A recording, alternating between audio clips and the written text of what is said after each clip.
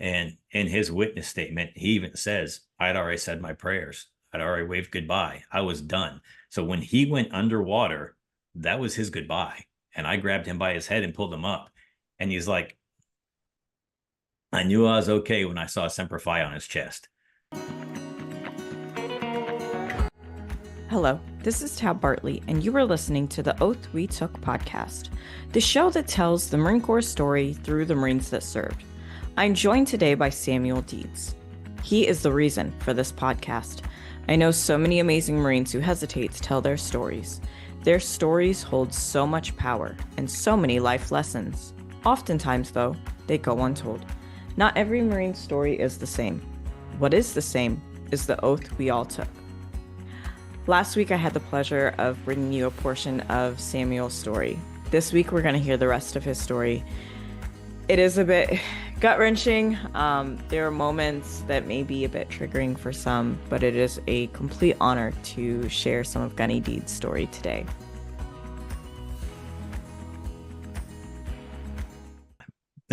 So I ended up getting moved from the maintenance shop to becoming the squadron gunny, whatever that is, because I had never heard of it and nobody else had either. So I became the right-hand man of the sergeant major, and that's where I stayed for 5 years before I was medically retired. So it was hard.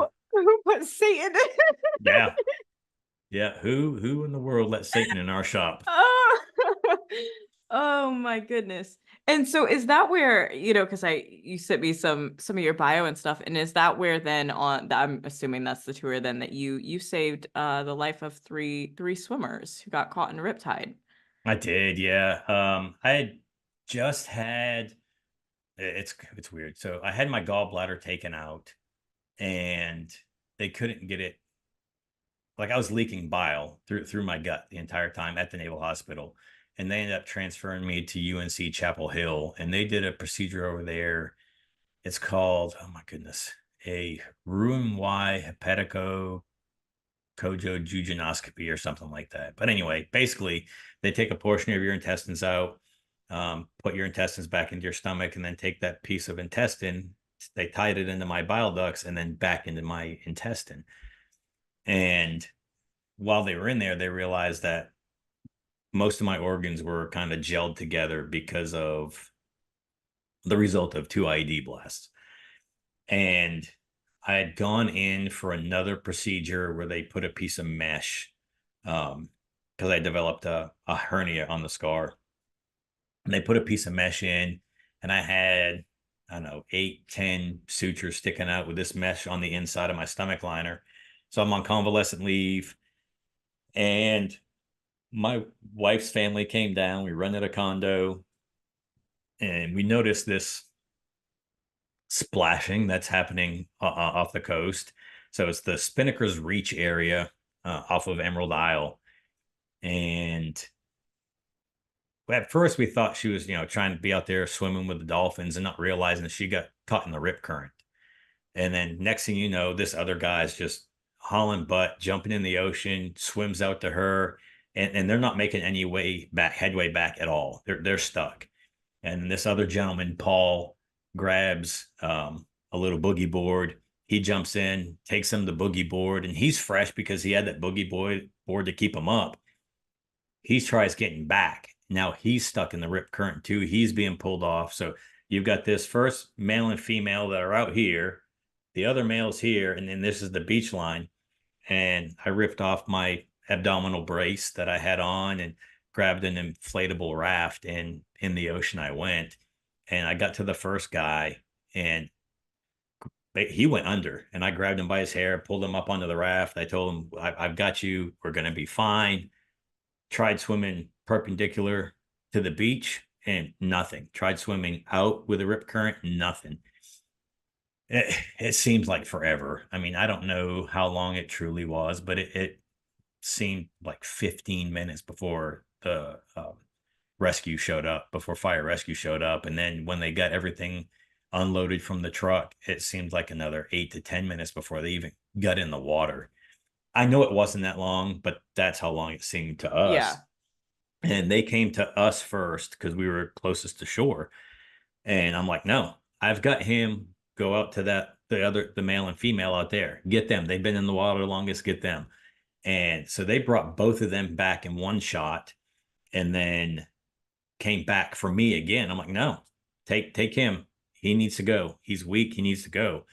And they brought Paul back in, and then they finally came back out for me.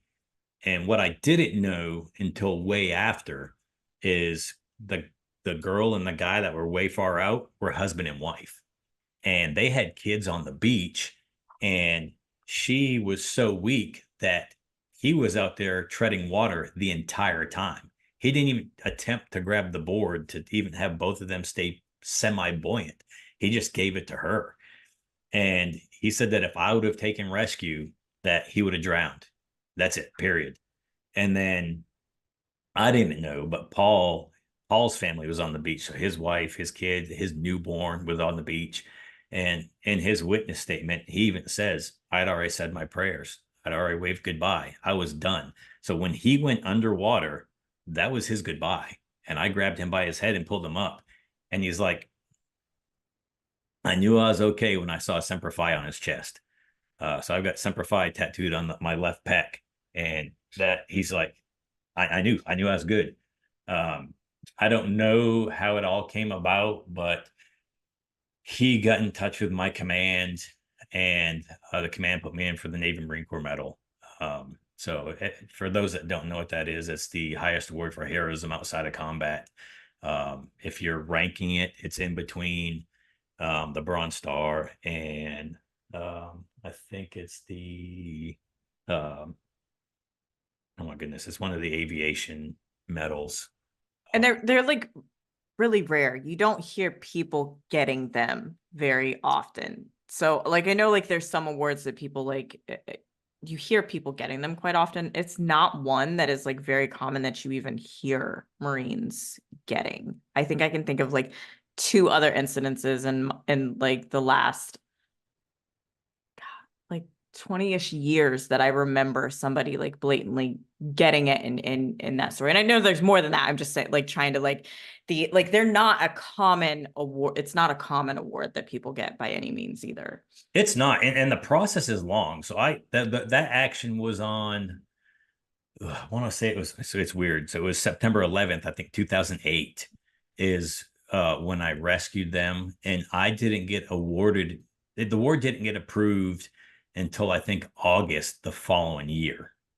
So I knew the award was approved. I saw it pop up on my Marine Online, but I got promoted to gunny and got presented that on the same day. So I mean, and it was the day before my birthday. And then 2 years later, I ended up retiring.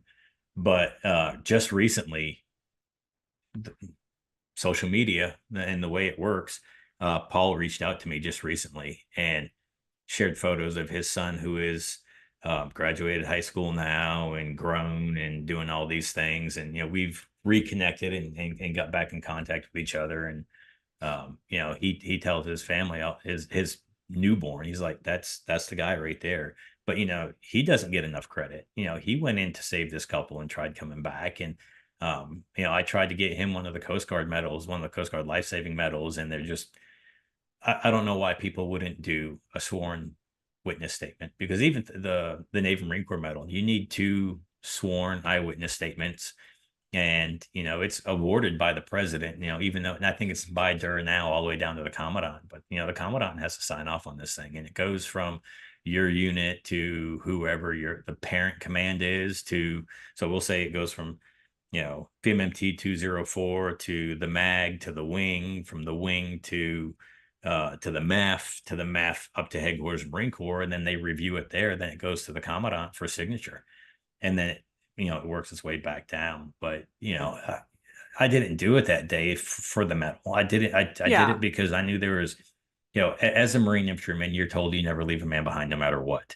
And there was 3 people in the water, and I directly saved Paul and indirectly saved the others. And I think the Coast Guard, when the guy that wrote up the award contacted the Coast Guard, they basically call that area the box of death. There's sandbars that run parallel to the beach, and there's sandbars that run perpendicular to the beach. and we just had a tropical storm come through. I know 2 or 3 days earlier. So had I not been there, at least two people would have perished That is, because nobody else was doing anything other than taking photos or video. which is, that's a whole other topic Yeah. of conversation. I But just, yes, and you have been through so much like mentally and physically, and then you transition out of the Marine Corps, and if you're not comfortable talking about this, that's perfectly fine. But like anybody who's gone through these type of things, and then you transition out of the Marine Corps, did you notice that like was there a certain point that like your mental health or your physical health where it was like an extra challenge, with your mental and your physical health being connected? And like for me, my transition was a huge trigger of things that I didn't know had such an impact. Once I transitioned out, all of a sudden it was almost like a tidal wave of like just a lot of it, as where like when I was in the Marine Corps, there was always like something to do. And I'm not saying that there weren't any issues, but it just didn't seem as much.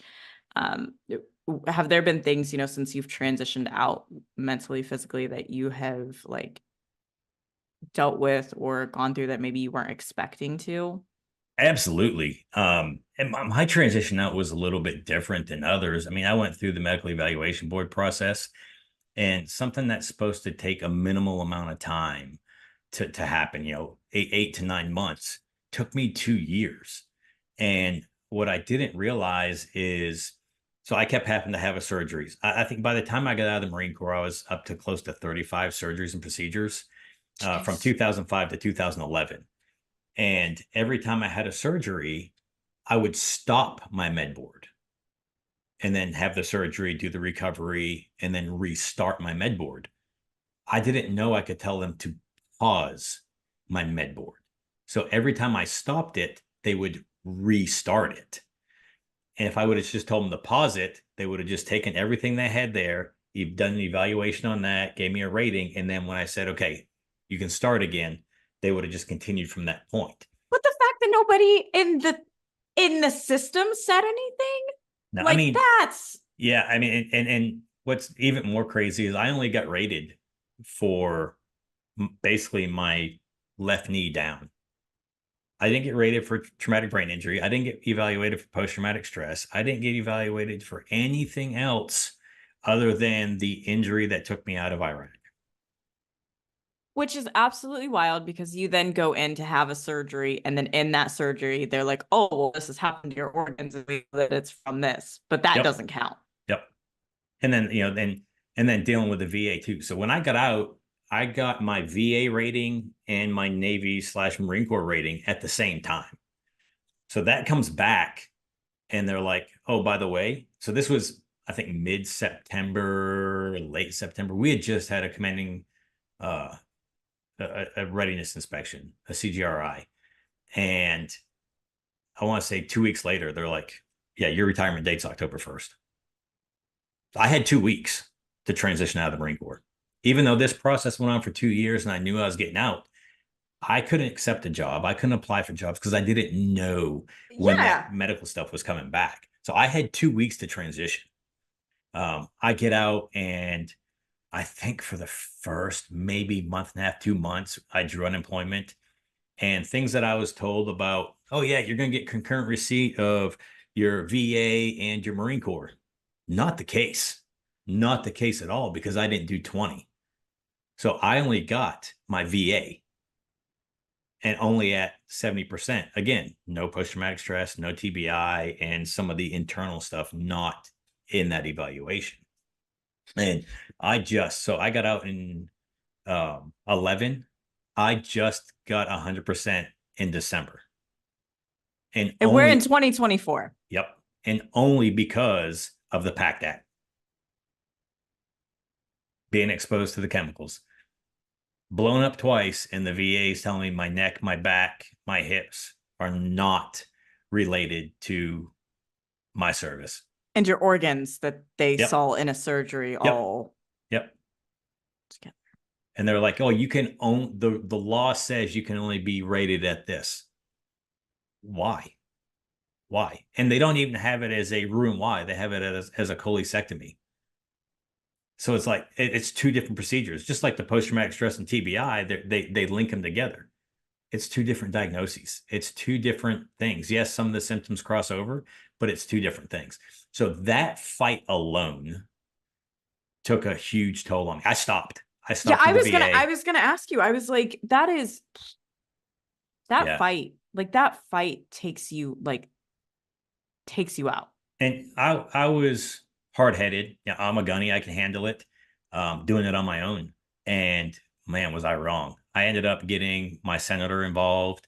I ended up getting a VSO involved. I ended up getting a lawyer involved. And even then, it still only got me to 90%. And then when the PACT Act stuff came out, and they're like, oh, yeah, you were exposed to all these toxins and this, that, and that. Yep, 100%. Here you go. I'm like, really? All this other stuff doesn't count. And my lawyer is still working from my neck, my back, and everything. I've had a disc replaced in my neck already. My back's all jacked up. My hips are all jacked up. I mean, not to count the we're not going to say 9 proper years in the infantry because I'd spent 3 of it on recruit duty. So the 6 years that I was proper in the infantry, carrying the pack, the helmet, the all the other weight, didn't count for nothing because I didn't go to medical for it. So, the degeneration and arthritis and all that doesn't count because I didn't go to medical for it. That stuff, especially as an infantry person, that you should be evaluated for no matter how long you stay in, because your body is only meant to carry your weight and not, 20, 30, 80 pounds extra for years. And not to mention, like, we know what military culture is, and going to medical in general is a hard thing to do. Like, whether it be like perception, whether it be to actually just have the time to do it. And the VA is designed, and I will rant this for like 7 seconds and then be done. It's supposed to be, the evaluations is that it's not even that it's proven, that there's enough evidence there to say that it could be. That's Absolutely. supposed to be the determination, right? It's not even supposed to be that you have to prove it. It's supposed to be that whatever the percentage of like the equation, that like, oh yeah, that's enough of a reason that yes, that could be the result. And Yeah. it's not how it is. No, and it's not happening. But then you got, unfortunately, guys and girls that know how to work the system and know the exact verbiage to say and how to say it to get approved for things that can't be proven, right? Um, but all my physical medical stuff is proven, Yeah. and it's still a no. And Yeah, I'm like, it's so I've stopped fighting. I'm at 100%. I'm whatever, but still, I mean that alone took a mental toll on me just because, again, I had 2 weeks to transition, and you said it earlier that it was hard for you. It doesn't matter if you're a private or you're a general. You have somebody over you telling you or instructing you what to do on a daily basis. You have a schedule set in front of you every single day. You get out, you don't have that. So you lose your sense of purpose, you lose your sense of direction, you don't think you have worth or value anymore. So now you're lost trying to find something that gives you that sense of purpose, that sense of direction, that reassures you that you still have worth and value, no matter what your recruiter said, that, oh, all these intangible things are going to make you more marketable when you get out of the Marine Corps to all these businesses, blah, blah, blah. You still have to have all that experience. And in some cases, you have to have a degree plus the experience. And those intangible things are good. They're great to have. They're phenomenal assets to have if you have the other criteria.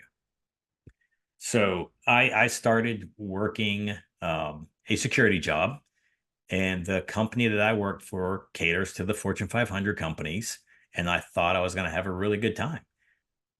There was zero structure. I got written up one night for giving somebody a threatening look. No verbiage, no physical, just the look. And I'm like, I don't think I need this job. So I called my wife. It was, I don't know, like 1 o'clock in the morning, 2 o'clock in the morning. I'm like, babe, do I need this job? She goes, no, we're good. I mean, we're gonna be living paycheck to paycheck, but we're good. I'm like, all right, I'm coming home. And it just happened to be my son's birthday. And then I sat at home for a couple of years, and I got involved with a couple different nonprofits, and did some pretty amazing things with them. And unfortunately, some of them have closed just because of things that they had done within their themselves. And then I got invited to do a tandem skydive with a semi-local skydive team to me, and it was a guy that whose son I served with. So Gold Star Dad reached out to me and said, "Hey, they want a Purple Heart and a Gold Star to do this PR jump." I'm like, "All right, I'm gonna go jump out of a plane." Yep, sure. So, but I get there, and then there's the mom of a kid that I put in the Marine Corps, who I also served with in 3rd Battalion, 8th Marines, who ended up passing away the following year. We lost 17 guys in '06. I wasn't in the infantry anymore. I'd already moved over to the air wing. But yeah, total guys that I knew and served with, we lost 25 guys, '05, '06. But, there's Miss Warndorf there and wanting to do a tandem skydive with me and, thanking me for everything I did for her son and affording him the opportunity. And we're doing a tandem skydive together. And we land and she comes up to me. She goes, "I lost the necklace." I'm like, "We'll go look for it." She goes, "No, no, it's with Tyler. He can have it." And she still to this day shows me nothing but love. He's buried right here in Northern Kentucky, and on his birthday I go visit. On his anniversary I go visit. Sometimes the family's there, and the entire family welcomes me with open arms. And that's another thing that weighed a lot on me. After he was killed, is I'm going back to this area. How are the families going to react or interact with me if they see me? And there's a family here that holds me fully responsible. So I've got that piece, that guilt every time I see them, every time they see me, and you can see it on their face and you hear the whispers. But then I have the love and support and everything else from another family. So I'm being torn in so many directions because of that. But I went up there and did that with Tina and got to present her her honor and member flag with Tyler's name on it. And again, it had nothing but love and admiration and respect for me and what I've done. And then a year later, the skydive team had a Warrior Weekend to remember, and they brought 27 Purple Heart recipients in and the one Gold Star dad. And then I don't know, maybe 2 weeks after that event, the team was jumping at a local celebrity softball event, and one of the guys got in behind the other guy and lost the air on his canopy and ended up breaking his back because he fell 20 plus feet. They were tending to him. I jumped over the fence, gathered up all the gear, got it off the field. That way, once that gentleman was off the field, that they could start their event. And then I got the boss is like, "Put on an application. You're going to be on the team." This is my 10th year with Team Fast Tracks, and I still don't think I've put in an application. Um, but through Warrior Weekend, that gave me my new sense of purpose, my new sense of direction, and catering to the Gold Star families, to guys and girls that went through similar things that I experienced after getting injured, or with the post-traumatic stress, with traumatic brain injury, letting them know that, hey, you still have worth, you still have value. You just have to find your niche and whatever it is, and go with it. I had a guy, we were at an outing, and he, when he's dealing with his demons, he goes for a motorcycle ride. And he's like, "That's my two-wheel therapy." He goes, "You need to find your own two-wheel therapy." I'm like, "Well, I don't ride bikes. What am I going to do?" But helping the families and helping those guys and girls that went through those things that I did, and helping them find their new direction, or just let them know, "Hey, we appreciate everything you've done, what you continue to do." And uh, the founder just shared a picture with me this morning. There was 27 guys and the one Gold Star dad at the first outing, and then last year I bet there's 100 plus people on the stage. And having to positively affect their lives, and they continue to do so. And I got invited to be an ambassador this year, so I've got an Army guy coming in that I get to lead through this year. But yeah, it was a struggle coming back, and my wife said, you got to do something or we're getting a divorce. I can't do this. So, between helping out guys and girls that I served with and fishing, that's my therapy. That's what resets me. When I'm out there fishing, I'm focused on fishing. I'm not focused on what's going on in my squash. And my kids are 18 and 13 now, and when they were 3 and 5 and 9, they could tell the average adult more about post-traumatic stress and traumatic brain injury more than anybody else. The Oath We Took podcast, hosted by Marine Corps veteran Tab Bartley, tells the Marine Corps story through the Marines who served. While every story is unique, the common bond is the oath they all took. Tune in Mondays at 5 p.m. Eastern on Wreaths Across America Radio to catch these engaging conversations. Tab is also supporting the Military Women's Memorial through her Wreaths Across America sponsorship page. For every veteran's wreath you sponsor at wreathsacrossamerica.org/The Oath We Took, $5 will go directly to the Military Women's Memorial, the leading memorial and education center honoring the commitment, contributions, and experiences of servicewomen. Once again, to donate, go to wreathsacrossamerica.org/The Oath We Took.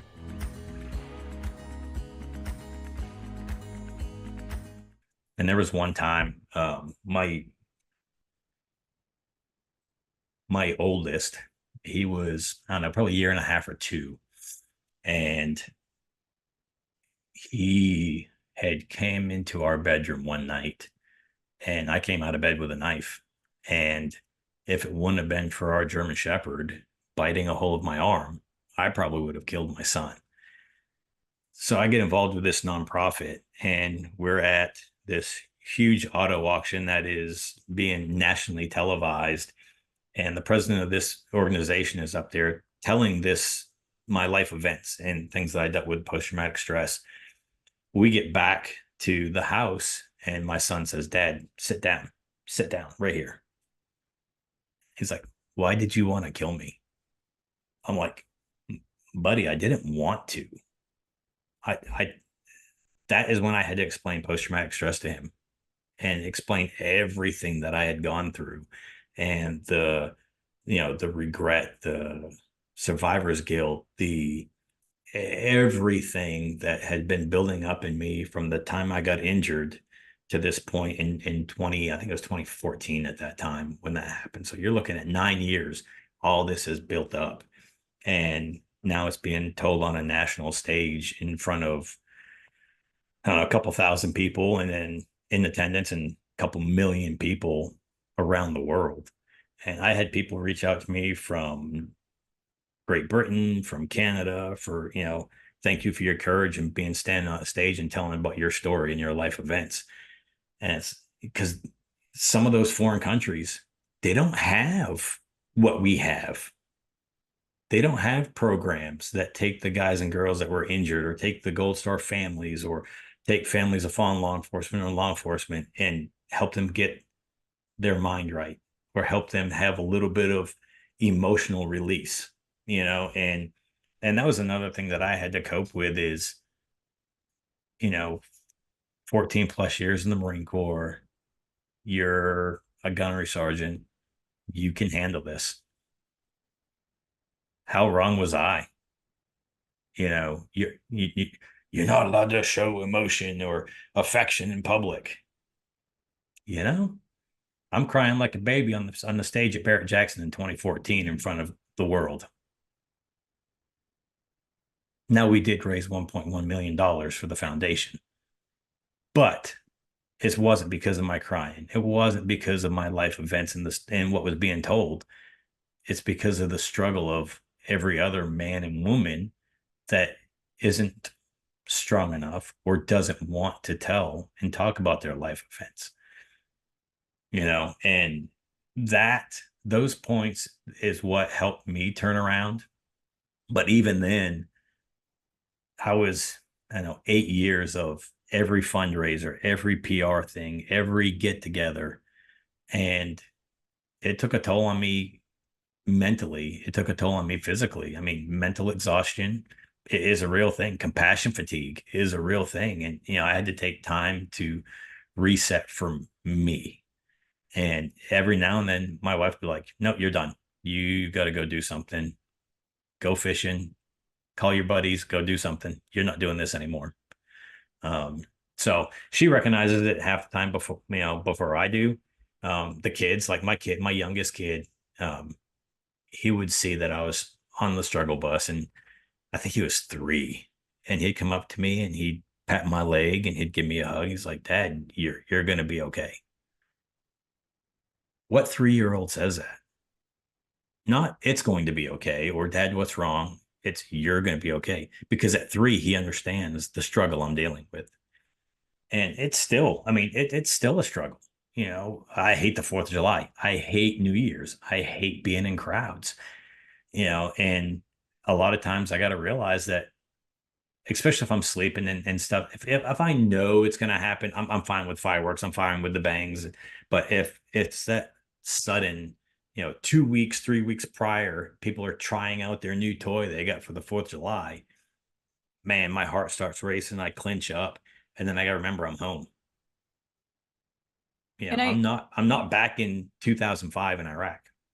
And you had brought up, and it's something that we connected through Willis, and I think oftentimes too, like, we don't bring up the impact that it has on our children, and that was one of the thing. Like, when I was in my darkest time and I was getting through it and just trying to like survive it, it was the guilt of seeing the impact on my kids, and it was just like, is it even like worth, like, should they have this burden? Like, would it be better if they just didn't have this burden? And I think that it's something that, like, I really like, thank you for talking about that and being willing to share that, because I think that it's something that a lot of us, again, I think it's like, it's the struggle, like, not even just like the guilt and the things. It's then like, oh, well, now my children are seeing this, or now they're having an impact to something that shouldn't impact them because they didn't have to experience it. And I think anytime that somebody is willing to talk about that and show the emotions, it's just, sometimes it's just knowing that you're like not alone, and that you're like going through this, and that there's other people in other families, and that then like they've survived it too, right? And that the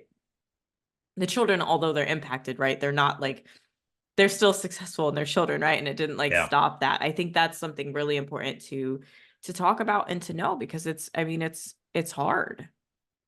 Yeah. My oldest, like, he just turned 18 last month, and he was born post injury. I told everybody that my wife pulled the goalie and took advantage of me when I was hopped up on meds. That's how we got our first kid. And if and a lot of people are like, "What do you mean?" I'm like, "Oh, you don't watch hockey? Okay, no."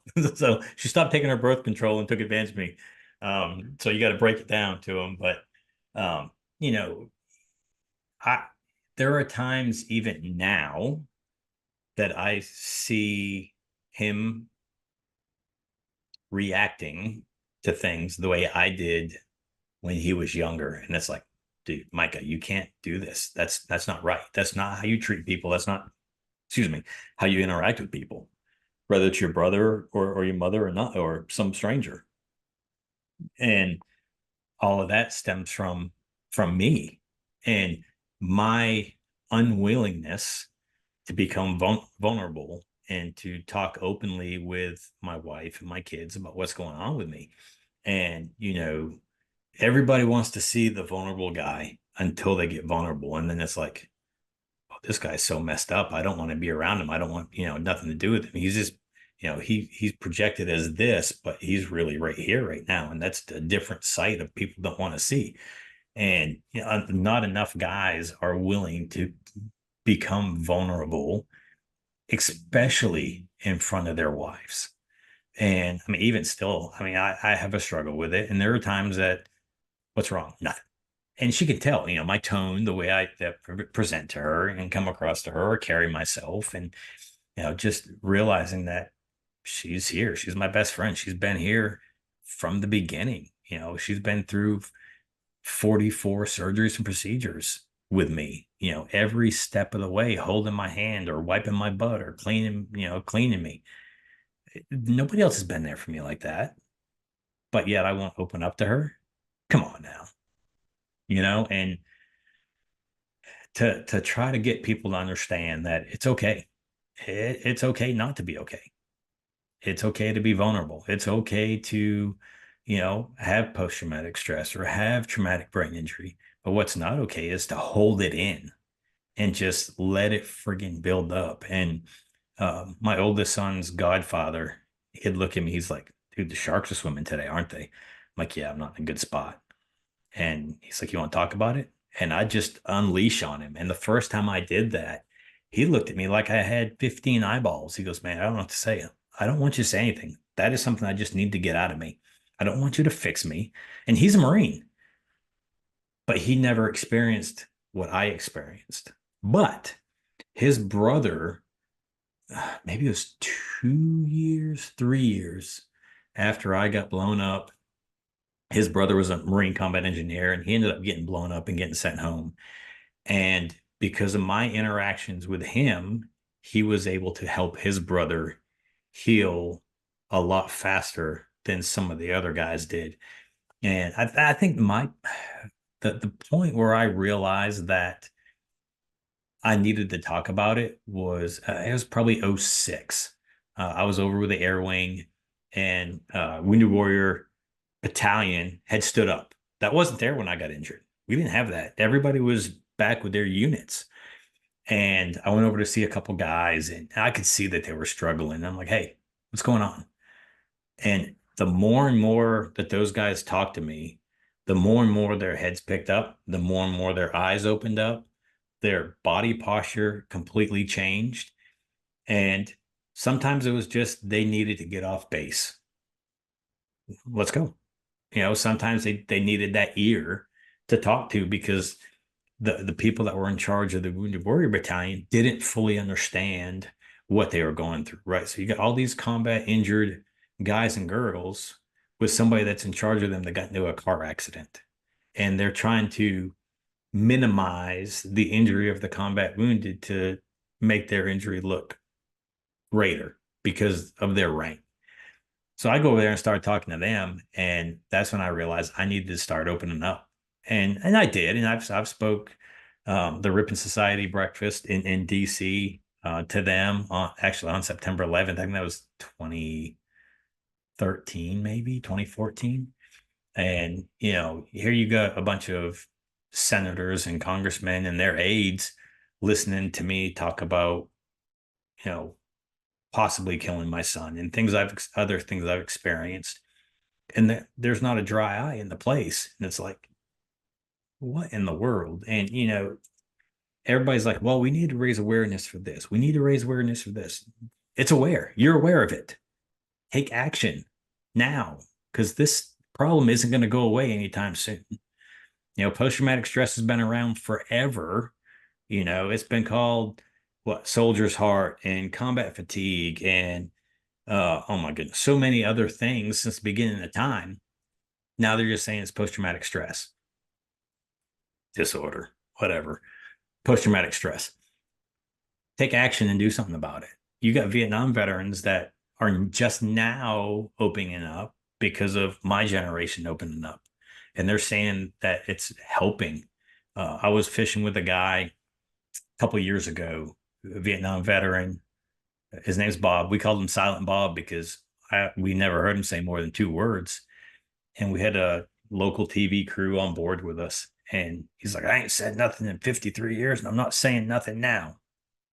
All right, Bob, gotcha. Not a problem. So I start talking about me because I'm comfortable talking about me now. By the time we were done fishing, probably halfway done fishing, we couldn't get Bob to stop. I see him a year later and he went and got help with the VA. He started talking to a counselor. He started talking to his wife about it. He's got the biggest smile on his face. I can't get the guy to shut up now. I can't get him to leave me alone.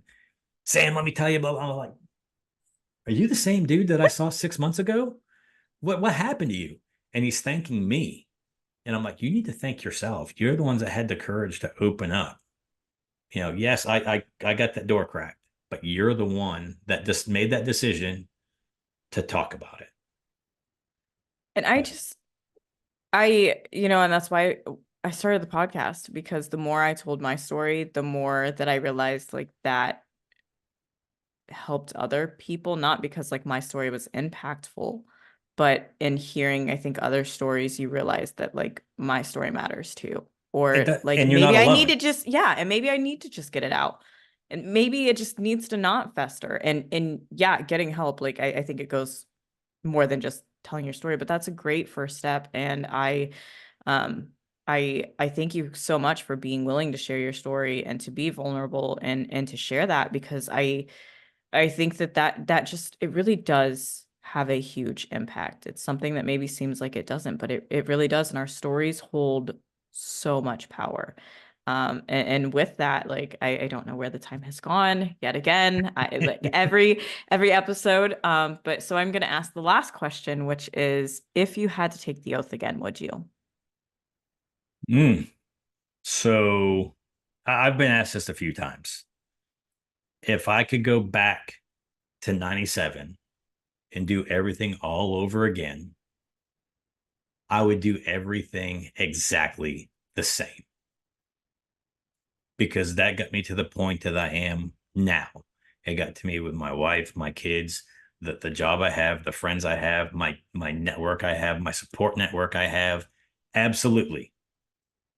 If I were a 17, 18, 19-year-old looking at enlisting now, today, I'm not sure I'm not sure I would go the Marine Corps route, only because there aren't very many jobs that equate to the infantry, right? There are very few, and even those contractor jobs are getting fewer and far in between. Now, would I pick a different MOS? Possibly. But for me personally, if I was to do it now, I would probably go to the Air Force route. It is more like corporate America. A lot of the schooling transfers over to more corporate America in college degree than some of the other branches. So yes, I would enlist again, absolutely, but it probably wouldn't be the Marine Corps.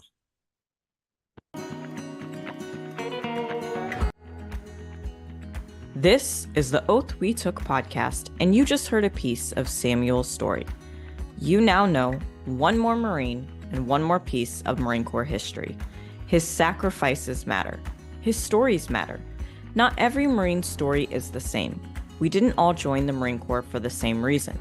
What is the same is the oath we all took. An oath that easily could have ended in death, and for some, it did.